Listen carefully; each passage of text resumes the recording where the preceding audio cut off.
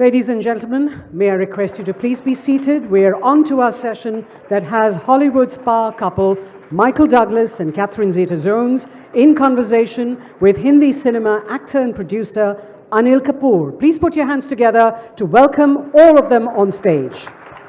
Thank you. Thank you very much. It's a privilege and honor to be here. And when Hindustan Times asked me to do this chat, I thought, why me? I'm not a journalist. Then I said, let me jump into it. Why not? Where will I get this opportunity to sit next to the beautiful Catherine?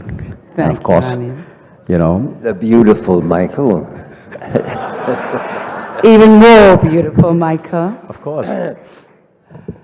And of course, you know, actors who have influenced, motivated, inspired, and of course, entertained the entire planet.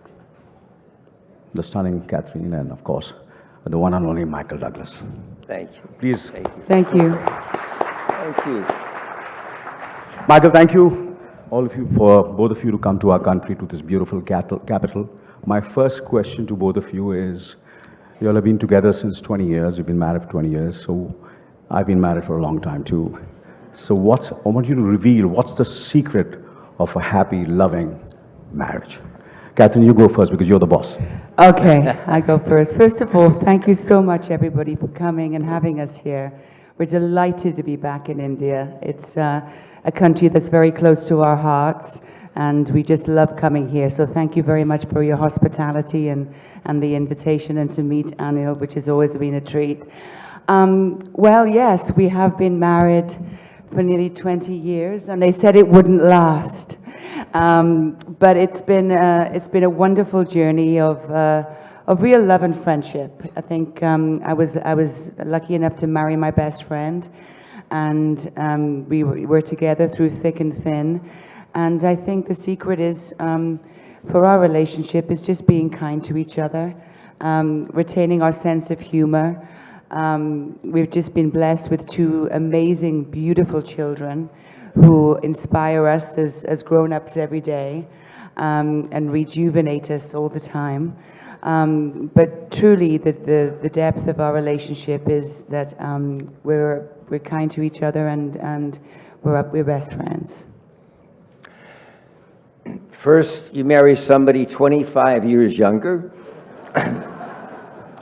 Then you find out the first time you meet her that you have the same birthday. We both have the same birthday. 9/25, September 25th, 25 years apart. And then you tell her on the first night that you met her, I am going to be the father of your children. And then you see how that goes over. And then you remember and you remind yourself that no matter how much effort we make to strangers, because we all tend to make more of an effort to strangers than we do to the person that's closest to us, and remind yourself just how important he or she is, and don't forget it. And then finally, happy wife, happy life. So. Michael, I want you to, you know, I read somewhere that your dad, the great Kirk Douglas, wrote a letter on your 19th or 20th anniversary? 19th anniversary. What was the letter? I want you to share the letter. You know, I follow you, so I read the letter. He wrote, first of all, they gave us a beautiful vase, and inside the vase was a letter from Kirk, from Michael's dad, that said, Michael, you have learned very well from me, I'm paraphrasing, that your wife, you always listen to your wife. That's what it was, a happy marriage. Like, just like me, I've always listened to my wife. That's my secret too. I just listen to my wife. That's my secret too. Of course, yeah. That's true. With all the things that have happened in the 20 years that we've been married, FaceTime is such an amazing source. It's much better than telephone services. We can talk to each other all over the world. And I guess it also helps because my father calls 6:30 every evening. It doesn't matter what time zone we're in. He calls at 6:30 in the evening, every evening, and he really will speak to me briefly, then he says, "Where's your wife?" And so it also helps if you have a father-in-law who adores his daughter-in-law. Well, he's an outrageous flirt. Outrageous. And if he wasn't 103 on Monday, I'd be very, very, very annoyed. But when you're 103, you're allowed to flirt with any woman, especially your son's wife.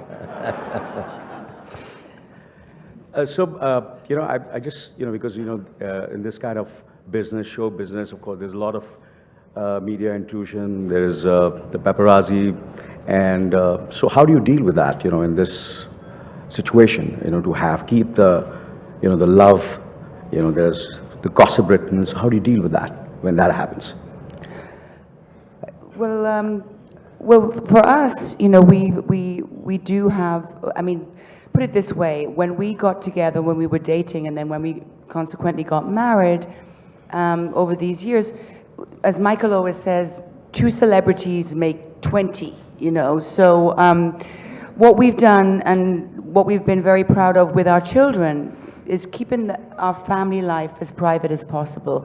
Of course, we're in a business where we walk down a red carpet and we go to events and people are interested and very happy to see us, and we're very humbled by that, and we're very happy to take the selfies, and we're very happy to speak to the press when we need to promote movies or we're doing work.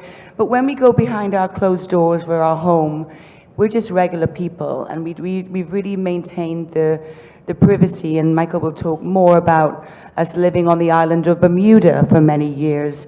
One, because Michael's mother was Bermudian, but it gave us solace and it gave us privacy, so that when we went out into the world as celebrity Michael and celebrity Catherine, it was easier. It wasn't an everyday battle. Wouldn't you say, honey? I do. I think logistics play an important part of it. We live back east, in both New York City and in a place out in the country, which sort of separates us from the constant, you know, Hollywood culture, business meetings at breakfast going all the way through, and everything. It's one of the reasons why both of us choose not to live in Los Angeles. It's just a very serious industry town, and it's hard to get away. I was fortunate, I think, if of all the advantages of being second generation, of having a father who was a movie star, and being able to watch how he conducted himself in front of the cameras in public versus having a home life, and understanding that separation. And I think that's helped our kids. And getting back to our marriage, I think it really helps when you're both in the same profession. It makes it a lot easier. We try to schedule our work life so that one of us is home. Of course, that doesn't matter anymore, because we just recently become empty nesters, which is a whole other world. As many of you might know, as Catherine and I get to know each other all over again. No more conversations about our children, breakfast, lunch, and dinner. And we get to come to India, so we're very happy. So now that, you know, talking about... Thank you. This is a question of father to a father. Okay, I'm a, you know, father. We've been in this business for many years. My father was a film producer. I'm an actor. My daughters are actresses. My son is an actor, and you know, there's a lot of talk about nepotism. You've been, you know, a person whom I've admired. You've been my role model. You know, you were a son of the great Kirk Douglas, and your achievements have been absolutely respected all over the world. How did you, you know, deal with this being a son? Was it a curse or was it a gift with the Douglas name? That's a good question, Anil. I think, well, first of all, I was a late bloomer to becoming an actor. It was not some passion I had. It was probably a rejection to my father, and the fact that he was gone a lot working, so I was not one of those who always wanted to be an actor. I was in the university and I was undeclared. I didn't have a major. This was in the 1960s, and I guess you could call me a hippie. And I was finally in my junior year of college when they said, you know, you have to declare a major. You can't. And so I thought, okay, man, I'll do theater, you know. Because my mother's an actress and that. So I started late, and I was not good. My father, I must say, was wonderful. He came to all my college productions. And the first time he saw me, he said, Michael, you were terrible, you know. So I began from there and sort of just worked hard at it and became better. But I was always in the shadow. I'm sure, Anil, you had that earlier in your career. I always felt in the shadow. People would say, oh, that's just like your father. And thank you very much. I appreciate that. But the reality is you're trying to create your own identity. You don't want to be told that you're just similar to your father. So for me, it didn't come like 20 years into my career when I won the Oscar for Wall Street that I finally felt, and why the Oscar probably was more important to me, maybe even than other people, that I felt like I stepped out of the shadow of my father and kind of created my own identity. I think that, and the fact that early on I was able, he had acquired in a book called One Flew Over the Cuckoo's Nest, Right, yeah. which he had gone back to Broadway, and it made it into a play. And at the height of his career, it was right after Spartacus, he went back to do this play, and yet he could not get it made into a movie after that. He tried for a while. And then I was out of college and was beginning to work, and I had read this book, and it was fantastic. And I said, listen, he's trying to sell it now. He couldn't get it made, and I said, let me try to get it together, Dad. Just give me a chance. Let me run with it for a little while. And he said, well, what are you going to do? I worked 5-6 years to try to get this movie made. You're going to get this? I said, let me just try. And a couple of years, I was able to get the picture made, and he looked at me with a whole new look in his eye, and that sort of changed. Of course, unfortunately, by then, the idea was that he was going to play the part that Jack Nicholson played, but he was a little older and things had changed by then, so he's never forgiven me for that. But he did still share, mentions it. Right. He really does. He still mentions it. He still mentions from time it. to time. So you were 32 when you won the first Oscar as a producer, right? You were 32 years old. That was your first Oscar. You were 32. I was 32, 31, who's counting? And One Flew Over the Cuckoo's Nest, that's Great. correct. So what would your advice be to, you know, children who are children of, you know, celebrities and famous fathers? What would your advice be? Be very appreciative and very humble. You know, there's a lot of ways that you can grow up in this world, you know, and my father has a tremendous rags to riches story.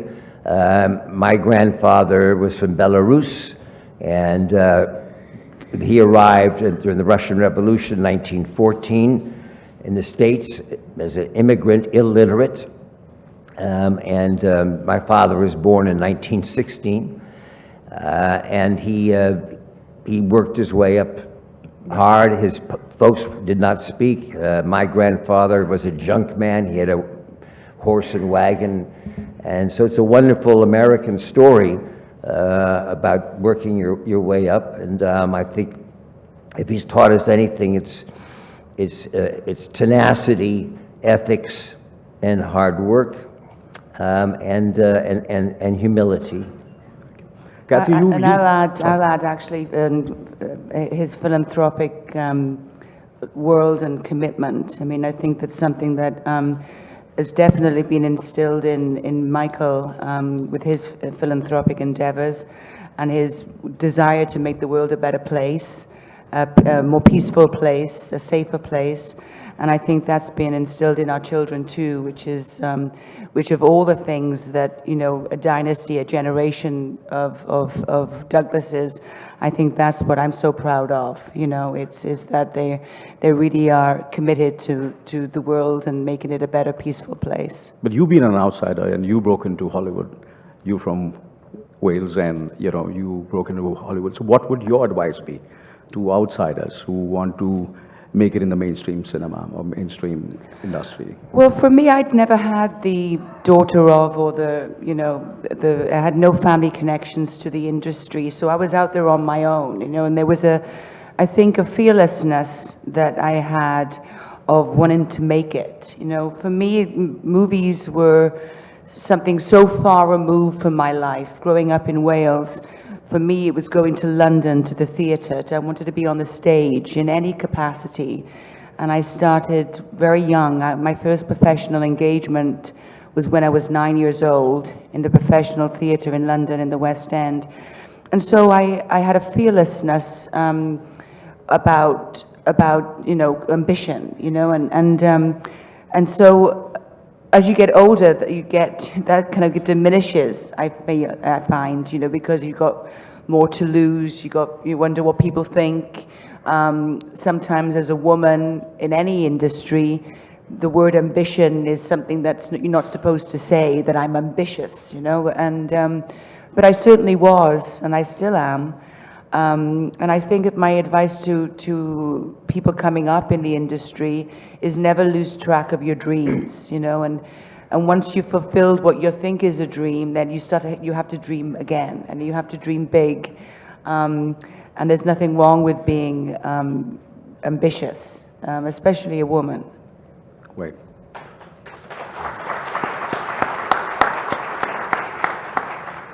Now let's come to a very exciting question, I think, because I've been known as being, in India, being ageless or forever young. But the truth is, I would agree in you. I would agree with that. but the truth is, you're my role model. Honestly, you've been my role model. You are my role model. You look great. You look amazing. Thank you. Fantastic, and you look beautiful. Thank you. Mother of two, look beautiful. We like our work. Absolutely. Your father's 103. Your mom, I've met your mom. We traveled together. That's my stepmother. I know. But she says she's my mom. Yes. When I have a good movie. Yeah. But when I have a bad movie, oh no, that's my stepson. No, I could feel that she had, because we were traveling from London to LA, and we started. She didn't know who I was, and Right. we started chatting with each other, and we had a great, the flight just went, and so I just want to know what's the secret. What is the Douglas secret of looking like this? The whole family. Father's 103, mother's 100, you're 75. Is it some special tea which you drink, Douglas tea? Can you share that tea? I think the Russians, I know my father has a good head of hair. Anil, you're doing pretty good yourself, I think. So I think it starts with the hair, and I think there's certain, genetics, you love your work, makes a big difference. But following up on what Catherine said, our children want to be actors. My oldest son, he's 40, Cameron, he is an actor, but our two children together, Dylan and Karis, are 19 and 16, they want to be. And I think if you come from a successful family or you're entering the same area, you have to work twice as hard, not half as hard. You have to work twice as hard, because people, they know you, they can identify you. I think the most difficult thing about being in a family, second or third generation, is when you're in school, they can assume things. I know you, so therefore I know your income, I know your background, and they can make certain assumptions about you in school that they don't make to a normal kid, and that's the reason why I think you have to work a little harder.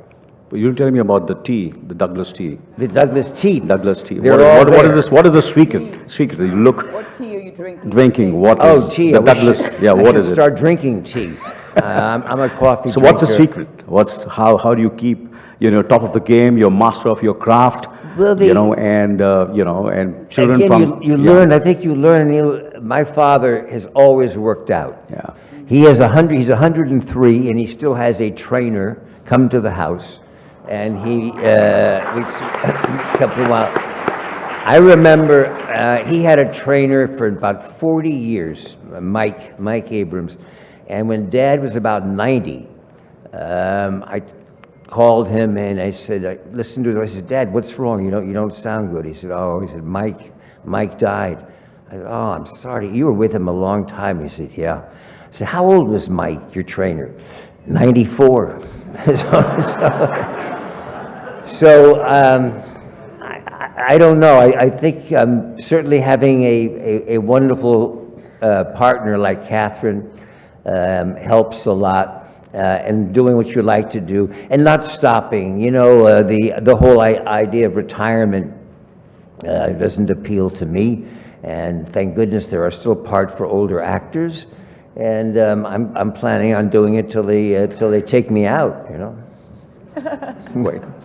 You'll be 110 by that point. So 103, 100, 75, and of course, so it's about 300 years, right? That's right. Absolutely. That's No, I think we looked at it last time between well, Catherine and I and Kirk. We have 250 movies. That's right. That's even close to your numbers. No, me alone, I've done 150 films. I know. Unbelievable. It's fantastic. It's amazing. Well, Michael, I've seen, I think, most of your films. You've done some great, successful films, created some iconic characters. But of course, my most favorite is Gordon Gekko, which you did in Wall Street. And just loved the film. I loved your character. So, when you're working on the character, when you were, in the process, when Oliver Stone, when you read the script, because you have an instinct for script, I feel you have an instinct for material. You proved yourself when you won the first Oscar. So did you get a feeling when you were processing that character, when you were working, putting the pieces together, that this is something which is something special you're working on? Yes. Oliver Stone is a wonderful director, wonderful writer, and I did not know him. I found out later that he was looking for an actor that had some business proficiency. Neil, I am like you, a producer also, and so I think he was looking for an actor that understood business to some extent. And it was a great script. It was a wonderful script. However, we got off to a little bit of a rough start. It was about the second week of shooting the movie, and I was in my trailer, and there's a knock on the door, and Oliver Stone comes in, and he says, "Can I sit down?" I said, "Sure." He says, "Are you okay?" I said, "Yeah, I'm okay." He said, "Are you doing drugs?" I said, "No, I'm not doing drugs." "That's because you look like you never acted before in your life." And Gordon Gekko, my character, I was like, "What?" I said, "Yeah." I said, and I don't like to look at dailies. Dailies are the film that you shoot every day before they edit it, because you always look at the bad stuff. At least in my case, you never look at what's good. You're so critical. So I said I guess I better look at the dailies. He says, "Yeah, you better." So I go look at some dailies, and I am very critical of myself, but I'm looking at thinking, this is pretty good. I saw the scene with Charlie Sheen in the back of the limousine, the seduction scene where I seduce him in a scene. And I go back to Oliver, and I said, "Oliver, I thought it was okay." He said, "It is, isn't it?" "Yeah." He said, what are you doing?" And Oliver wanted just a little more nastiness in the character. And he was willing for me as the actor to project my nastiness for the rest of the picture at him.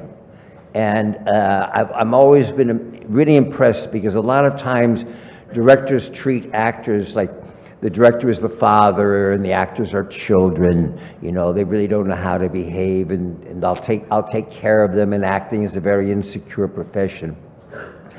But Oliver, who fought in Vietnam, and I always used this expression, he liked to be with people that were in the trenches with him. And he was not afraid for me to vent my additional anger towards him, just to create that little more of a twist. So I'm eternally grateful. As you know, not that often that you get a really good part with a great cast and well directed. So I must tell you a story about Wall Street. Wall Street 2. Uh-huh. I auditioned for that film. Oh, you did? I did, yeah. And I met Oliver 4 times. And I was desperately trying to get into Wall Street too. So I met him, and so I tried to impress him. I said, I want to show you my work. And I said, I have this film, and we ripped off your film without taking the rights, as we do in India. We used to, but till the Copyright Act came. And so I showed him this film. I said, this is U-Turn. And he had a look at the DVD and started laughing. And he talks like, too funny. This film's too funny. I said, funny. I said, yeah. I said, what about me? I said, because the bad guys were Russians. I said, make them Indians, make them Indians. Cast me in the film, I said, no, I'll think about that. But I don't know, but I like the other guy. Who's that guy? And that is Sanjay Dutt. So, I said, and then I met him again at, I think, Angelica Houston's house. She has this dinner, so I met her there. So I asked him, I said, Oliver, that guy, great face. Then I met him in New York. Then I went to New York. So my agent fixed a meeting in New York. So I was pursuing him. I met him in New York in one of the restaurants. He was doing the recce for the film. And I met him and I said, I knew that he's not going to cast me. So I said, let me have the last chance. I said, the other actor has got immigration problems. He can't travel to America. I said, what about me? I said, no, I think, Anil, it has to be Russian. So unfortunately, I was not part of one of your films. Wow. But in future, I hope, and I'm sure I'm going to work with you. Wall Street 3. Wall Street 3, yes, of course. That's a good story. And, of course, you won 2 Oscars, but I feel somewhere, Catherine, that if, I love musicals, and I love musicals. My favorite musicals have been Singing in the Rain, and of course, the recent La La Land. But Chicago, I feel is the best for me. I really love that film, and I feel you deserve 2 Oscars for that. So that it becomes 2 and 2, because I think 1 for acting and 1 for dancing. Oh, thank you. It was absolutely spectacular. I saw the song again twice last night, all the jazz. And how, is it, because, we do a lot of musicals, we do Bollywood films, and we don't really, all my films, we go on the set and just, start singing and dancing. We don't really rehearse so much or prep so much. So you had to go through a lot of prep. What was the process? Yes, we did. We did. Well, first of all, I started my career in musical theatre, and it was a, in Britain at the time, it was like, oh, you're a dancer, you can't really sing or act. And so I was singing and acting in a musical, and it's like, oh, no, you can't really act. And so after doing musicals, all my childhood and up into my late teens, I kind of stopped doing them and wanted to be a serious actress, but never thinking that the whole genre of musicals would have a new life, a new, a rebirth in Hollywood. So in Chicago, I had the opportunity to play Velma Kelly in Chicago. It was just a dream come true for me. So I could put singing and dancing and acting for me on celluloid forever on film. I thought it was a dying genre.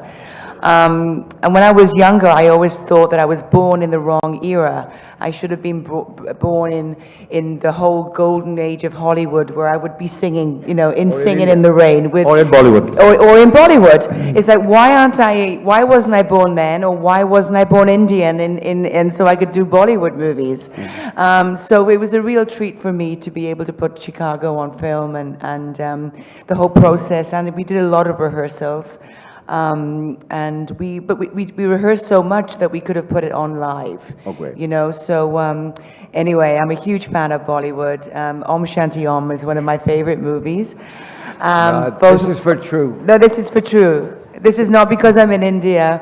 My kids have been brought up singing Om Shanti Om since they were this high. Oh, great. My friend Shahrukh and Farah are going to be very happy. I know it. Yeah. I know it inside out, and so does my mother. So we're big. I'm a big Bollywood fan. I think because I knew I would have loved to have done a Bollywood movie in my career. Anyway, so anybody out there who wants to cast me,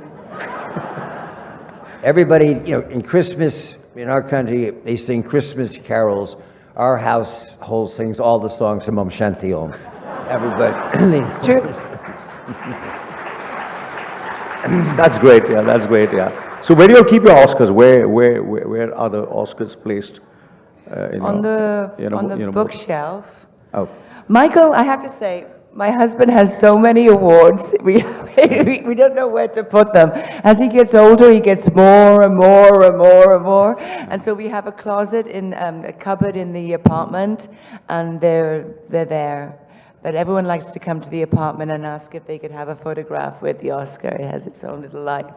Okay, great. So 50 years. Sorry? 50 years. You wake up, next thing you know, your career at 50 years, they got to give you something. Yeah. So, obviously you have done a film together, Soderbergh's Traffic, but there were no scenes. You didn't have any scenes together. So are there any future projects or anything both of you are going to do? I would love to work with Michael. We came the closest to develop and working on a project that was going to be actually shot here in India.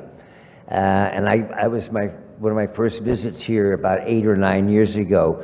But we had difficulty getting the train. If you have any help here of getting the train between Mumbai and Delhi, we needed the train. But then, of course, I realized a lot of people need the train, not just a movie company. And we couldn't shoot during monsoon season, so we had a logistic issue. But I hope we'll do something. Michael found a script that was very reminiscent of the Romance in the Stone kind of series. I love that film, and we were going to do it together. But, I mean, it's very hard. For me personally, maybe not for everybody, but when there's a married couple and you see them on the screen, there's something. The project has to be very specific. I find if it's a love story, it becomes a little voyeuristic. I think there's something unsettling to me as an audience member watching other married couples on screen. So I think there has to be the project would have to have a dynamic with some humor, some action, some fun in it. And I think what Michael produced and starred in, The Romance in the Stone and Jewel on the Nile, has that wonderful kind of romp, kind of slapstickness to it. Right. It's a fun adventure story, and this project that Michael found would have been perfect. So maybe we will try to resurrect that. And if not, there's always a War of the Roses. War of the Roses, yes, of course. I think that would be what people would like to see us fighting on screen, I think. Well, I would. Michael, Hollywood is leaning more and more towards the spectacular special effects, laden superhero films. Intimate dramas, romances, and comedies are few and far between. Martin Scorsese, Francis Ford Coppola they've criticized this trend. What are your thoughts on that? I exactly understand. In terms of between where movies are at today? Yeah. Well, I mean, this is the magic of streaming. I know you had Reed Hastings here yesterday, and I do a series now for Netflix, and there is never in the history of the film and television been a better time for artists, not just actors, directors, producers, writers. Streaming has brought so much more product to the market. It's also, we have a sort of a separation that exists in our industry between television and movies that permeates through acting in all forms. Television actors, because they're perceived as, because you can see them for free on television, that's a television actor, but a movie actor, you have to pay to go to the theater. And there's always been this sort of separation. Streaming has allowed everybody to cross and has really broken down that barrier. So I think it's a wonderful time. Yes, the big screen is filled in a large part by these CGI special effects movies, but I don't know how difficult it is in here, but it's part of the success, I think, of Bollywood too, is you go to a theater where you have to, either pay for parking or have a meal. The tickets are not cheap. It becomes an event. Right. And you need to have it on a screen, an event. And that's why I think it's made it very difficult for the more personalized picture. I was just told this morning, we just had a couple of our award seasons nominations come out, and 2 Netflix movies are leading the candidates for award season, The Irishman and Marriage. Was it The Marriage Story? Yeah, right, yeah. I just saw it, I just saw bits of it last night, yeah. Right. Yeah, I've heard a lot about it, and it's a terrific film, yeah. And so, Michael, you're known to have clear-cut political views. This is one political question I want to ask you, if you don't mind. Would you share with us your views on the American governance today? On the president race? Is that right? Yep. Oh, I thought How long have you got? No, I thought I thought I was going to get out of India without having to. Do you really want? Does anybody really want to hear that? Isn't it nice to have maybe half an hour of not talking about our American president? Cool. Okay. I mean, it's just he just takes the air out of the room. Okay. It's a crazy time, you know. It's a difficult, and just as I try to look outside of our own country, because there is a kind of a strange populist movement that seems to be going around the world. Certainly in our country, you're seeing it in a lot of countries in Europe. I know you're dealing with volatile issues here in your own country. I'm not exactly sure where this polarization has come from, but what does really worry me is this fake news and this idea that facts now can be changed. We deal in our industry with the idea that you can take with a CGI, you can take my head and put it on anybody's body and have things come out of my mouth that I've never said. And I don't know where this is going to be leading. Certainly we're going to see in our next election in the next year. They've already discovered issues with President Obama where there were speeches that he gave which he didn't give, which was simply CGI'd with the face and using his voice.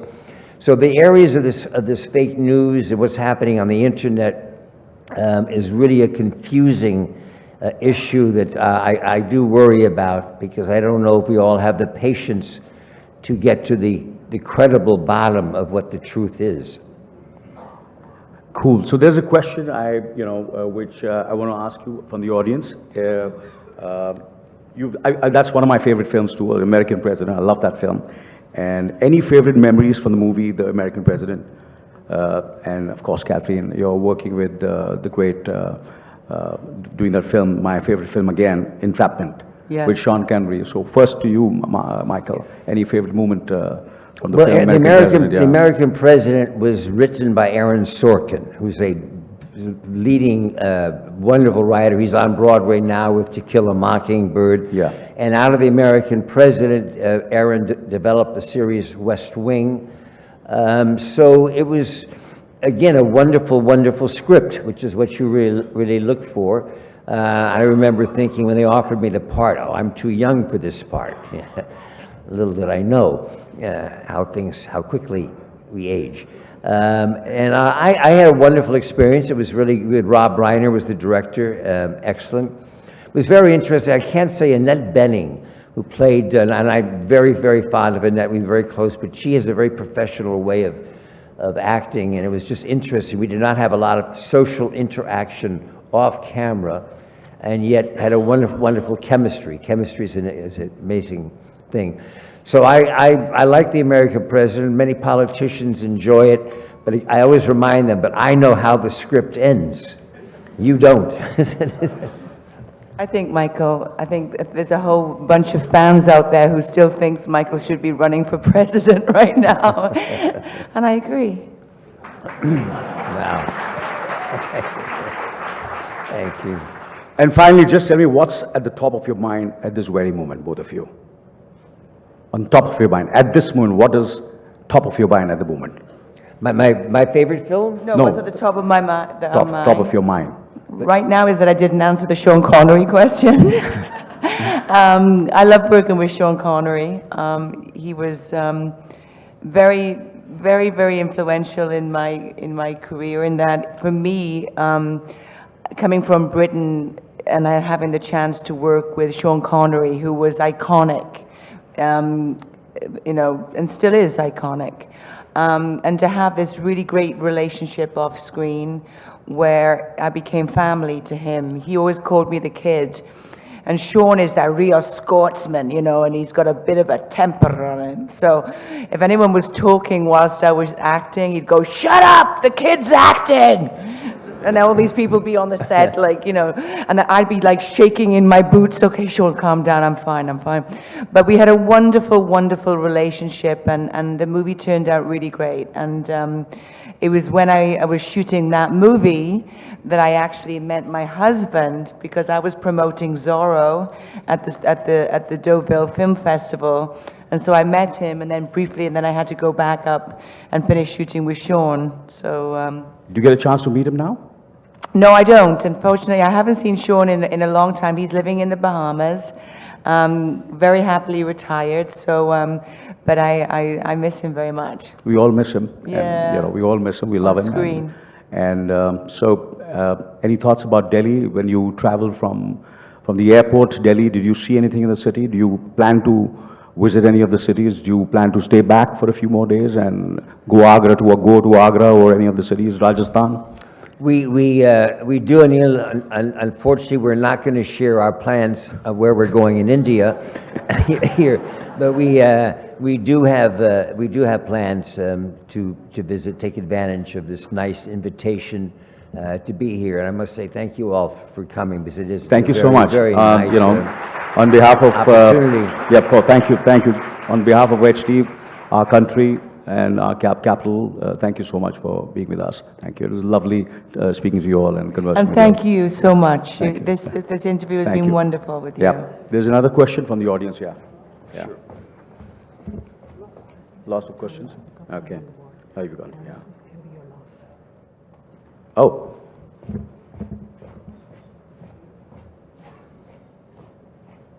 Has Sandy Kaminski got under the skin of Michael Douglas more than Gordon Gekko, thanks to Netflix being such a intimate medium? Well, I'll help some of your audience who may not know. I have a series now on Netflix called The Kaminski Method. You can catch it. It's a half-hour comedy produced and written by Chuck Lorre, who's a very, very successful television producer. Did 2.5 Men, The Big Bang Theory, Young Sheldon. It's a good series. I do it with Alan Arkin. And my character's name is Sandy Kaminski, and I play an acting coach and teacher. So yes, Sandy Kaminski is a lot closer and more comfortable for me to play than Gordon Gekko. I don't know, there's a request. Would Anil like to have a dance with Catherine on the... Absolutely. Now, just a minute. She loves Om Shanti Om. I'm a very bad dancer. I love it. You love it? Om Shanti. Do we have the track? I don't think people understand my obsession with Om Shanti Om. I mean, Yeah, no. you have no idea. I know it verbatim. I know Yeah. the scenes. I always thought it would make a fantastic Broadway musical. Really? But I can't play it because I'm not Indian. I think you look Indian also. I think, yeah. Because I have, my niece looks like you. Yeah.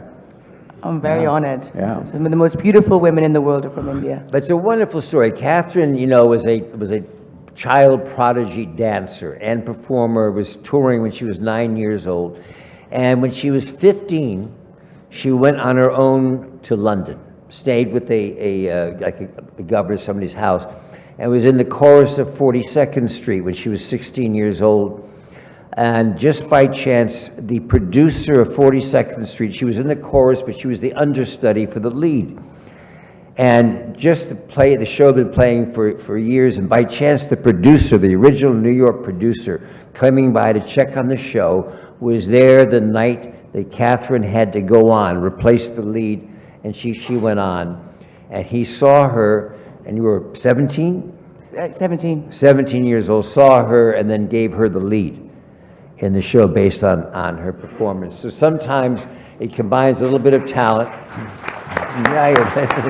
So, Catherine, are you ready for just a little Om Shanti Om? Can we dance? All young girls put their hands in the air. Om Shanti Om. Wow.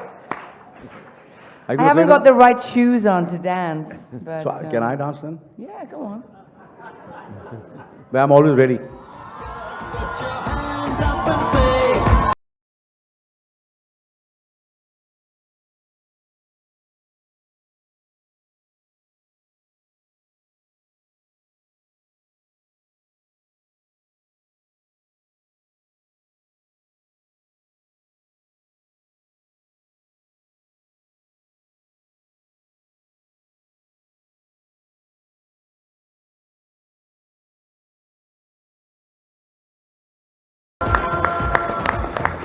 Oh, well, that's my workout for the day. Thank you, thank you. That was great, yeah. I think this has been one of my best evenings. Yeah, I get a chance to dance with, my all-time favorite. And of course, thank you so much, Michael. Hope to work with you in Wall Street 3. It worked for me. Yeah. Yeah, it was good. Any collaboration with India? Any films? Any films in the... Any collaboration, future collaboration with India? Films? Oh, Would you? this is an audition. I'm hoping... I think you better get up and do some Om Shanti Om.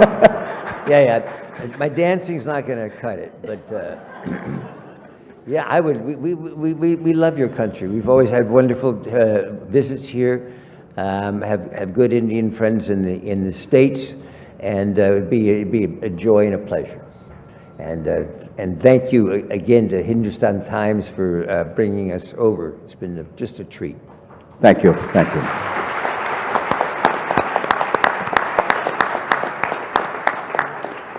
Thank you very much, Mr. Kapoor, Catherine, and Michael Douglas.